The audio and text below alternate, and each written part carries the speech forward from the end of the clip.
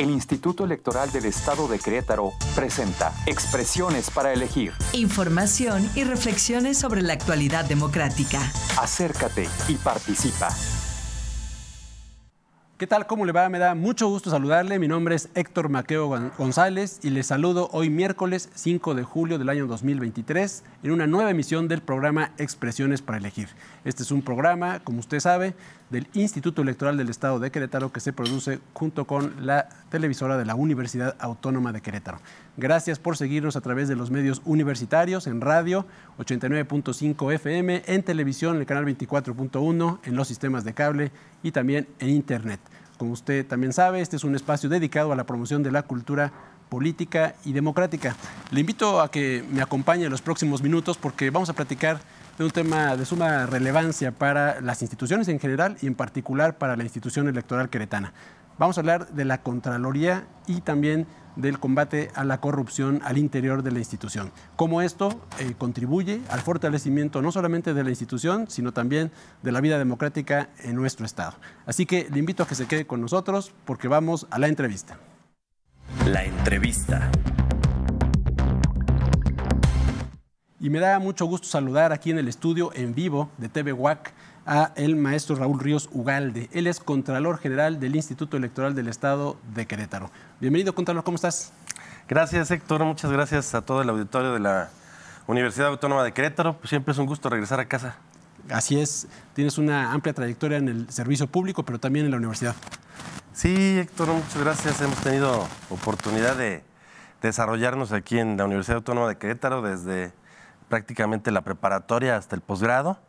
Soy egresado de la Facultad de Derecho de nuestra alma mater y también he tenido el privilegio de ser docente de la misma ahí en la Facultad de Derecho. Entonces, siempre regresar a casa es un gusto. Nos sentimos muy contentos de que la Universidad Autónoma de Querétaro dé este espacio justamente al Instituto Electoral, porque promover las actividades de un instituto con tanto prestigio, lo platicaba yo con los consejeros electorales, realmente a nivel nacional el Instituto Electoral del Estado de Querétaro cuenta con un prestigio muy bien ganado y forjado a través de los años. Sabemos que incluso diversas encuestas lo manejan como uno de las instituciones con mayor grado de credibilidad en el Estado. Y esto pues es una responsabilidad muy importante que se debe de aquilatar, ¿verdad? Así es. Y justamente hablando de responsabilidades, el pasado 24 de marzo del año 2022 fuiste nombrado por la Legislatura del Estado justamente como Contralor General. ¿Qué significó para ti esta responsabilidad? ¿Qué significa? ¿Y cómo encontraste a la institución electoral? Sí, Héctor, fíjate que es tan importante la labor de fiscalización a nivel nacional y por supuesto estatal, que los diputados del Congreso de la Unión decidieron subirlo a nivel constitucional. Entonces, esto implica que las contralorías, en el caso específico del Instituto Electoral, gozan de autonomía técnica y de gestión y son electas por la legislatura del Estado, por las 2/3 partes, de hecho, de los diputados. Y esto permite justamente que los encargados de la fiscalización pues no tengan un sesgo político. El hecho de que sean las 2/3 partes de los diputados quienes lo eligen implica esta circunstancia, que haya un consenso por cuanto vea el perfil y ninguna mayoría pueda imponer su punto de vista sobre las otras fuerzas políticas y que esto implique que haya de alguna manera un grado de subordinación de una Contraloría hacia una determinada facción política de las que predominan en el Congreso del Estado. Hablabas ahorita de autonomía técnica y de gestión. ¿Qué significa esto? ¿Cómo se ejerce? Fíjate, Héctor, que es muy importante que las Contralorías, y en este caso la Contraloría General del Instituto, goza de esta facultad de autonomía técnica y de gestión. Esto implica que, como no somos nombrados por el Consejo General, pues esto facilita obviamente la posibilidad de nosotros de fiscalizar y de investigar cualquier acto que pudiera presentarse de corrupción, que ahorita hablaremos de los distintos modalidades de corrupción que se han venido dando. Pero es muy importante esta circunstancia, como te decía, que sea la legislatura quien nombre a la Contraloría para que goce justamente de esta circunstancia. Mucha gente diría, bueno, ¿cómo el Contralor, si es designado por el mismo Consejo, va a fiscalizar al Consejo, ¿no? Claro. Como se dudaría de alguna manera de esta eficacia y esta eficiencia en la fiscalización del buen y adecuado manejo de los recursos públicos. Y para la gente que nos sigue a través de los medios universitarios, Raúl, ¿por qué es necesaria una instancia de control en una institución, particularmente el órgano electoral? Sí, yo creo que obviamente en todas, esto es un proceso que se ha venido dando desde hace muchos años. En 2015,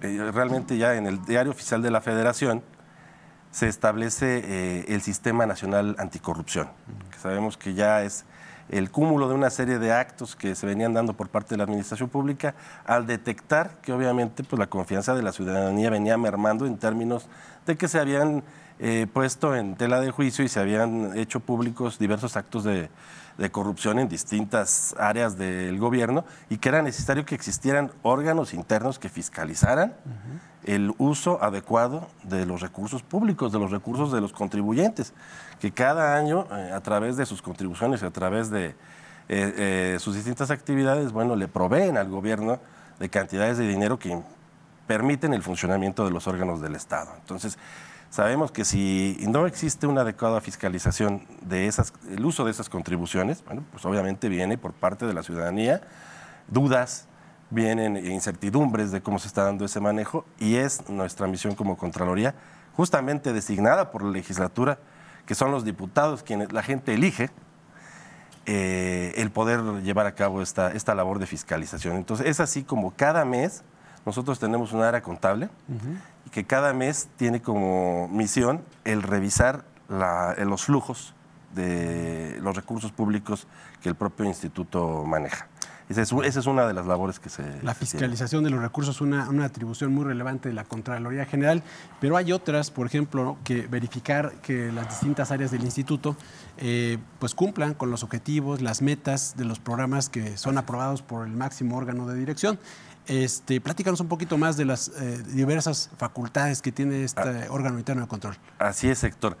Si de hecho la fiscalización de recursos resulta un asunto de enorme relevancia, también lo es la eficacia y la eficiencia en el cumplimiento de los objetivos, como bien comentas tú.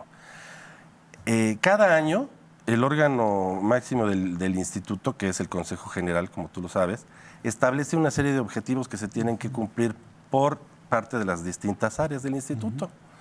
Esto es objetivos que tienen que ver con la capacitación, objetivos que tienen que ver con la difusión de sus programas, objetivos que tienen que ver con el área de organización previa y durante los procesos electorales. Con las funciones propias del instituto. Con las funciones propias del instituto. Entonces, todos esas áreas tienen objetivos por mes, prácticamente, o a nivel trimestral o a nivel semestral. Entonces, una de las partes que nosotros vigilamos como Contraloría justamente es eso, que se vayan cumpliendo de manera cabal todos los objetivos que se van planteando las áreas.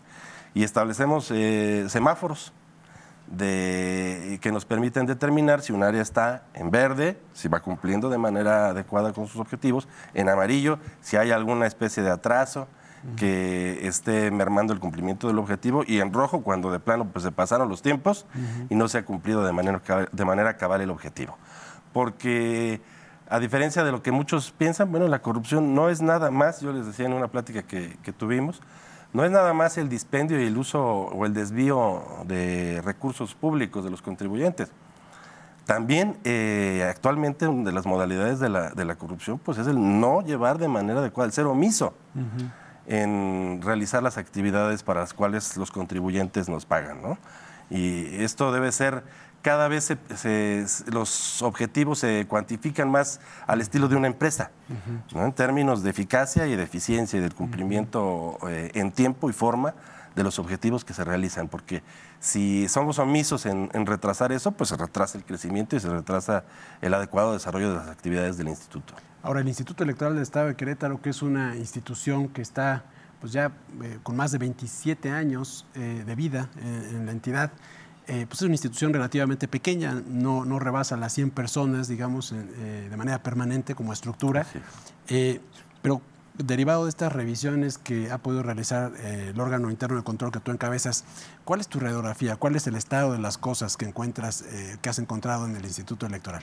¿Cómo funciona el Instituto Electoral? Sí, yo creo que el instituto es una muestra de que no se requieren grandes cantidades de personas para que una institución funcione de manera adecuada.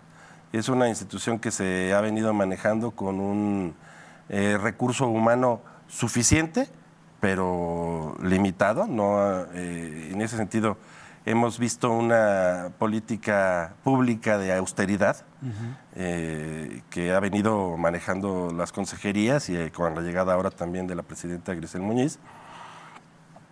Una política de austeridad en el manejo de los recursos y también de las necesidades de los recursos humanos que ahí imperan. Entonces, nosotros hemos venido vigilando, hemos sido muy acuciosos en términos de justamente los flujos, los manejos del recurso público. Hemos visto con agrado que hasta el momento han sido manejos, como te comentaba, con mucha austeridad, con mucha acuciosidad en el gasto. Nos encontramos ante un instituto con personajes que no son como en otras latitudes, que se manejan ahí dispendiosos, que se ven con grandes lujos, con grandes situaciones. No, nos encontramos con un instituto austero, sobrio, con gastos que le permitan ser eficiente y eficaz y que no se caiga en cuestiones dispendiosas. Otra parte tiene que ver justo con las responsabilidades, las obligaciones de las y los servidores públicos, por ejemplo, en transparentar la información patrimonial, en fin, todas estas nuevas obligaciones. En esa parte, ¿cómo está el instituto? Sí, como sabe el auditorio, Héctor, se determina que cada año la administración pública, los miembros de la administración pública, desde el trabajo más modesto y más necesario que existe en el instituto, hasta las consejerías, que son el órgano directivo del instituto, tienen que presentar de manera anual una declaración patrimonial de bienes. ¿Esto qué significa? Bueno, pues que tienen que manifestar año con año cómo se ha ido modificando su situación patrimonial. Si ha crecido, si ha decrecido, si han contratado incluso algún crédito, si han pedido algún préstamo, si han comprado enseres menores, muebles, joyas, vehículos. Todo esto se reporta en una manifestación anual de los servidores públicos, pues que permita justamente a la Contraloría determinar si ha habido a lo mejor un exceso en el estilo de vida de determinado funcionario y que esto pudiera prender focos rojos en la propia Contraloría, que nos pudieran presumir que existe algún enriquecimiento ilícito, que existe algún desvío de algún fondo o que se ha usado la función pública para allegarse de recursos de manera ilegal, ¿no? Entonces, esto afortunadamente no lo hemos detectado. Hemos tenido en ese sentido luz verde cada año. Yo estoy muy contento porque desde la llegada de tu servidora a la Contraloría, por segundo año consecutivo hemos tenido el 100% de declaraciones de los servidores públicos y sin detectar alguna anomalía que pudiera representar. Y en breve tiempo también, ¿no? En breve tiempo, porque realmente esto es un mes, en el mes de mayo prácticamente es cuando se tiene que llevar a cabo este proceso, desde el primero de mayo hasta el último día de mayo. Y bueno, pues han sido todos, hemos visto en todos el funcionariado del instituto una amplia cooperación por parte de todos para en tiempo y forma entregar sus declaraciones y que esto nos permita llevar a cabo un adecuado análisis de los cambios que han tenido y poder determinar ahí situaciones que pudieran ser dignas de alguna investigación. Para la gente que nos sigue también en radio, en televisión, en internet, ¿qué pasa cuando algún servidor público o una servidora pública se aparta de sus responsabilidades, de sus funciones, de lo que la norma indica? ¿Existen los mecanismos, las herramientas para poder investigar, desahogar los procedimientos y desde luego sancionar? Así es. Sí, sabemos que cuando una institución o un órgano como de interno de control no tiene lo que se llaman dientes, lo que en derecho no manejamos como no tiene dientes, esto significa que no puede sancionar, pues prácticamente nos quedamos en letra muerta. Y sí, efectivamente la Contraloría tiene facultades de sancionar a los servidores públicos que incumplen con lo que marca la legislación, que se desvían de los procedimientos y de las normas, que incluso ahora abarcamos el tema que tiene que ver con la ética, con el acoso en sus distintas modalidades. Insisto, no se trata nada más del esquema de fiscalización de recursos. Si quieres, ahorita abundamos un poquito ahí en ese tema. Pero contamos con la facultad de llevar a cabo la apertura de una carpeta de investigación. Esto significa que la Contraloría es como si fuera una pequeña fiscalía dentro del instituto, y que cuenta con esa facultad de abrir una carpeta de investigación, de llamar a cuentas a la persona a la cual se le está afincando determinada responsabilidad para que pueda establecer lo que a su derecho convenga, manifestarlo. También podemos solicitar la comparecencia de testigos, periciales, llevar a cabo periciales contables, periciales en distintas materias que nos permitan allegarnos de elementos que nos permitan concluir si existe una responsabilidad o no. Y si esta responsabilidad existe, bueno, pues la sanción puede ser desde una amonestación hasta la inhabilitación para ejercer un cargo dentro de la administración pública. E incluso es importante señalarlo, ya no es nada más ejercer el cargo dentro del instituto, sino dentro de la administración pública estatal. Incluso existen convenios a nivel nacional donde si tú estás en Quintana Roo pero fuiste amonestado o inhabilitado en el estado de Querétaro, no puedes ser contratado tampoco.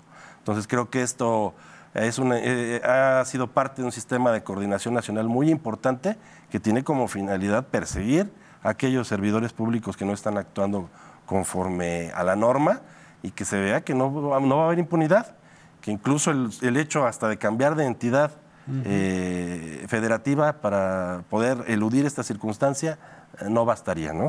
Hay un sistema de coordinación nacional muy importante. Justamente sobre el tema de la coordinación me lleva a la siguiente pregunta, Raúl, que tiene que ver con cómo se vincula la Contraloría con otras instituciones en el Estado o en el país. Sí, nos vinculamos nosotros obviamente con las distintas Contralorías. Actualmente nosotros, los compañeros de los poderes legislativo y judicial, así como los de los demás órganos autónomos, tuvieron la confianza en nosotros aquí en la Contraloría del Instituto del Estado de Querétaro Electoral para coordinar los trabajos de los poderes y de los órganos autónomos en términos de las Contralorías.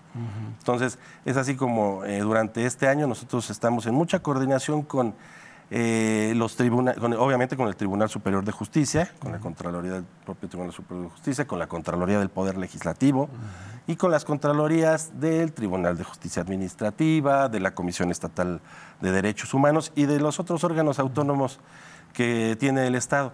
¿Con qué finalidad? Con la finalidad de intercambiar experiencias que nos permitan prever. Yo les decía mucho en el instituto que la labor de la Contraloría efectivamente debe ser sancionadora y punitiva, pero principalmente preventiva. Así es. Porque siempre prevenir es más barato que terminar sancionando. Porque actualmente sabemos que las sanciones se dan incluso por omisión, por el propio desconocimiento en ocasiones de la norma. Entonces eso, como ustedes saben, el desconocimiento de la ley no implica ni justifica su incumplimiento. Entonces, en ese sentido, estamos siendo muy acuciosos en que la capacitación para los servidores públicos se dé también de manera adecuada. Como tú sabes, Héctor, y lo sabe nuestro auditorio, existen hablábamos hace ratito de las nuevas modalidades también de corrupción o nuevas modalidades de falta de los funcionarios públicos a las reglas, y ahora el instituto también cuenta con un código de ética que tiene que ver, obviamente, con cómo se deben de conducir los servidores públicos del instituto. La manera en que debe de haber el trato hacia el ciudadano, que debe ser obviamente siempre cordial, siempre con profesionalismo. Nosotros, el instituto obviamente, como tú sabes, pues tiene mucho trato con actores políticos, con los propios miembros de la administración pública, con los candidatos en su momento de los distintos partidos políticos. Entonces tiene que haber una conducción de manera muy adecuada, muy puntual. Imparcial. De manera imparcial totalmente. Y también otra de las modalidades que hemos estado siendo muy cuidadosos de manejar es en términos del acoso laboral y el acoso sexual, que pudiera darse dentro de la institución, Esto pues con capacitación para los propios servidores públicos en términos de que de ninguna manera puede haber un abuso de autoridad por parte de hombre o mujer, de algún funcionario, directivo o jefe de departamento o trabajador, en cualquiera de los términos, por parte del instituto, de abuso de algún tipo de autoridad o de abuso de su posición con respecto a, sin hacer distingo, ¿no?, hombres o mujeres, y que esto implique algún acoso en términos de su actividad laboral o acoso a nivel sexual, que sabemos que son faltas que de ninguna manera pueden permitirse y que nosotros como instituto, bueno, pues también, además de precursores y promotores de la democracia en el Estado, bueno, también es una de sus responsabilidades poner, ser el botón también de muestra de que es un instituto libre de acoso en las distintas modalidades que esto tiene.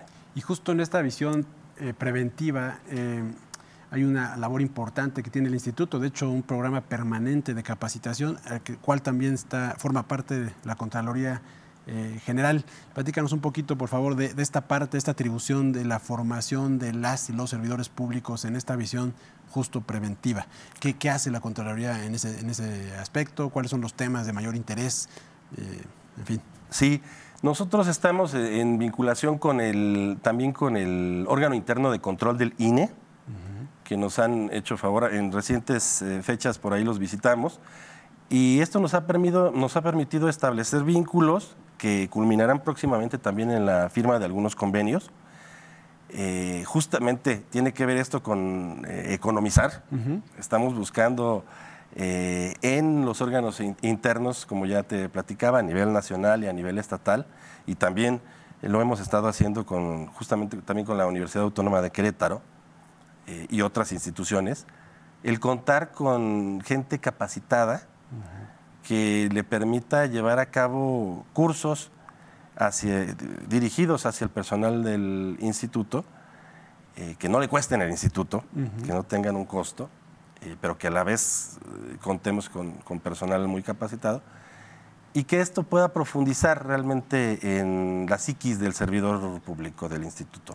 Un tema, relevante fue el sistema estatal anticorrupción, el tema anticorrupción. Recientemente hubo una capacitación en ese sentido. Sí, buscamos certificarnos, Héctor. Okay. Buscamos certificarnos en términos del sistema estatal anticorrupción. En recientes días se dio el arranque de este esquema de capacitaciones, donde los servidores públicos, y ya incluso ante un muy novedoso sistema de inteligencia artificial, que habría que destacar por parte también ahí del sistema estatal anticorrupción, se determinó un programa de capacitación basado en este nuevo esquema de sistema de inteligencia artificial muy interesante, que busca tocar temas muy específicos de los que aquí hemos estado comentando y otros, a efecto de que los servidores públicos pues no puedan tener también la excusa de decir, bueno, esto yo no lo sabía, este tema no se había tocado, yo no sabía que no debía actuar de tal o cual manera. Y esto va a buscar prolongarse en las próximas semanas con la finalidad de que podamos obtener al paso de un par de meses una certificación por parte del Instituto Electoral del Estado de Querétaro como un instituto libre de corrupción. Pues que así sea. Y Raúl Ríos Ugalde, Contralor General del Instituto Electoral del Estado de Querétaro, muchas gracias por habernos acompañado en esta emisión del programa Expresiones para Elegir. Gracias, Héctor. Un gusto siempre volver a casa y saludos a nuestro auditorio. Y a la gente que nos sigue a través de los medios universitarios, agradecerle desde luego su preferencia e invitarla a que conozca de las actividades del Instituto Electoral del Estado de Querétaro a través de su página www.ieq.mx, también en las redes sociales, y que estén atentos a la siguiente emisión, que será el próximo miércoles 19 de julio en punto de las 10 de la mañana. Les recuerdo que este es un espacio dedicado a la promoción de la cultura política y democrática. Mi nombre es Héctor Maqueo González, les saludo con mucho gusto, que tenga un excelente día, hasta la próxima.